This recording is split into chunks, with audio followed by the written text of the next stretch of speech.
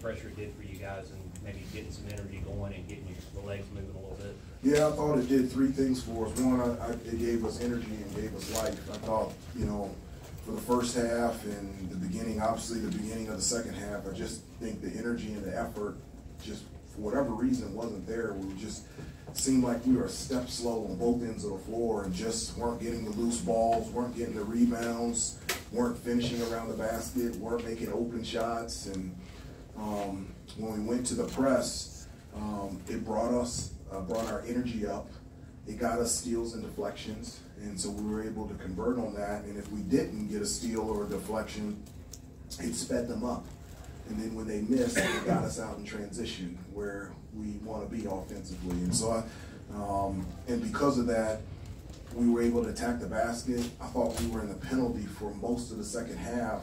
And so when we're down by 14, we cut it to single digits really from shooting free throws. And so that gave us life to look up at the scoreboard and we're right there by just getting to the free throw line and attacking the basket, and it just really worked for us.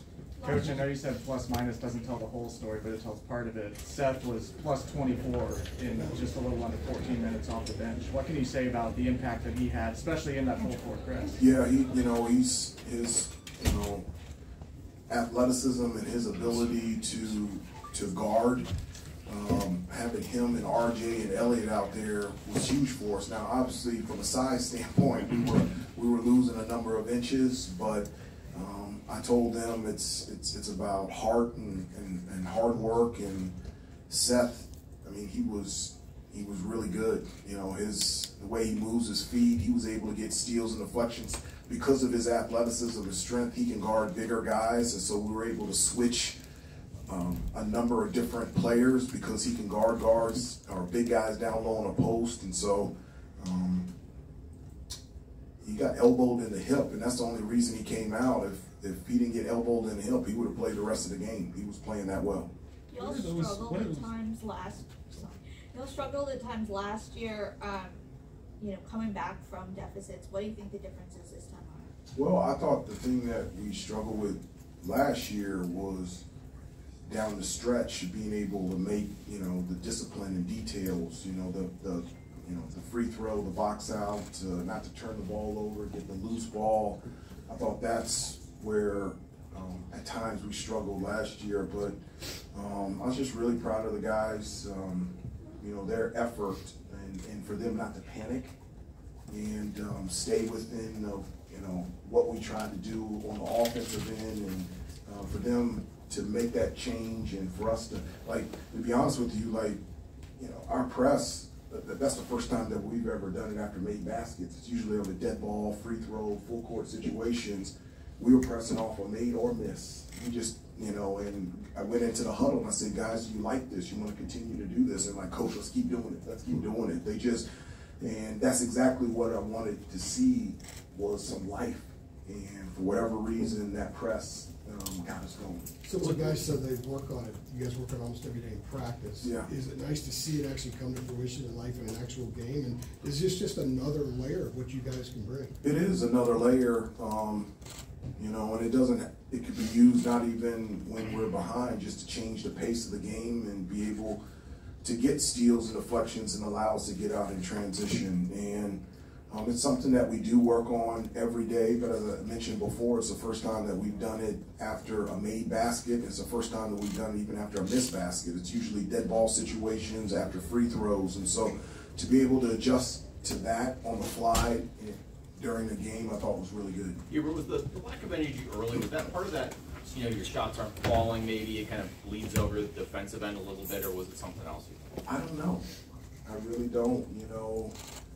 I said this before, Saturday afternoon games at the Smith Center in conference, it's pretty electric out there. And so I had great energy, and I was ready to go. And but I don't have a reason for it. It has been, 3 games in a row in the Bahamas, come home, play an emotional game Wednesday night against Tennessee, and then 2.5 days later, start ACC an opponent 2 o'clock in the afternoon. And so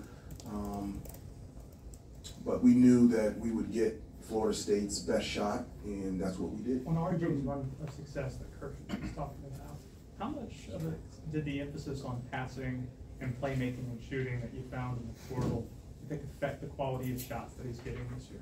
I think it affects the quality of shots for everyone.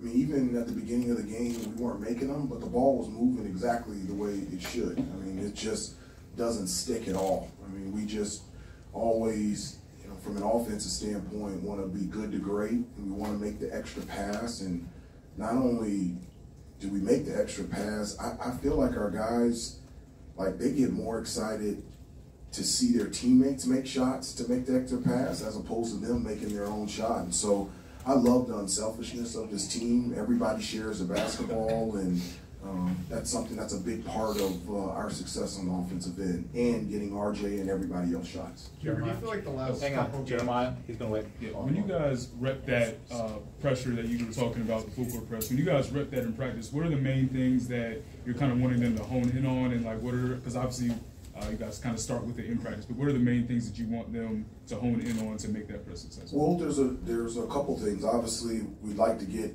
steals, and so that we can convert and be able to score. Two, we like to, you know, speed up an opponent and take them out of their offense. You know, it's we don't want them to be able to run their offense like they do in shoot around. And if you speed up an opponent, you know, they may take uncharacteristic quick shots, and it gets it to the pace that we want it. And so if they miss those shots, it allows us to get out in transition. And so, you know, off and on throughout the year, we'll continue to do that. And I thought they executed it really well on the fly tonight. We're just going to take a couple more because Coach Hamilton's ready in a few. Adam? Well, I'm sorry, Pat, then Adam. Hubert, do you feel like this game and then really the last several has helped this group sever the ties from the past and the baggage that came with last season? I don't. This is this year's team. I'm not thinking about my first year, my second year. How many? We have 7 new players on this year's team. I don't think anybody's thinking about last year. I think all of us are thinking about this team and this year. We always talk about what's in front of us and what is real, and what's in front of us and what is real is us in this year's team and our growth and seeing what we can do and how good we can become. Adam, then here in the front. Hubert, I know you might not have wanted to have to go to the press, almost, I don't know, a last resort when you're down that much, but knowing that that ability is there, that gear is there, if you need it, do you think that gives your guys more confidence, you know, that they can turn the tide of a game like this when things aren't going their way? Well, I do think it gives us confidence that it can be effective, and that this is something that we can use for the remainder of the year in positions. And I've said before, not necessarily if we're behind, just to get more energy and get the pace in which we want it. And so I think definitely that's something that can give us an encouragement and about moving forward and doing this for the remainder of the season. But again, this is the first time that we've used it in a game, so not only does that give the players confidence, that also gives me confidence, because as a coach, we've just been working on it at practice, and so now we have something during the game that we can build on and tweak and pivot and alter and change to make it even better. Was there any sort of, just to follow up real quick, I'm sorry, Chris, was there any sort of debate over there, like, well, do you think we should go to the diamond, like, no, you know, since you hadn't done it? No, you know what I mean? No, I don't mind trying stuff. If it works, it works. If it doesn't, it doesn't. But what we were doing was not working. And so we needed to change the course and to try something. And whether it would have worked or not, I don't know, but you have to try something. And we tried it, and it allowed us, picked up our energy, and for whatever reason, today it worked. Last one here in the front. You got a big game coming up, number 4 seed in Connecticut. How are you going to approach that in the next practice to get ready for this game? Well, I'm going to enjoy today. Today, I want to, it's very hard to win, and it's very difficult to win in this league, and so I'm going to enjoy today, and very proud of what the guys were able to accomplish today.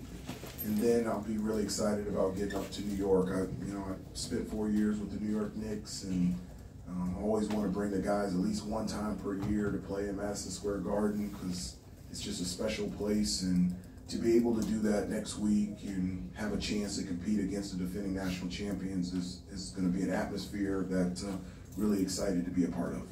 First, he'll be excited to see you here at 1:30 on Monday.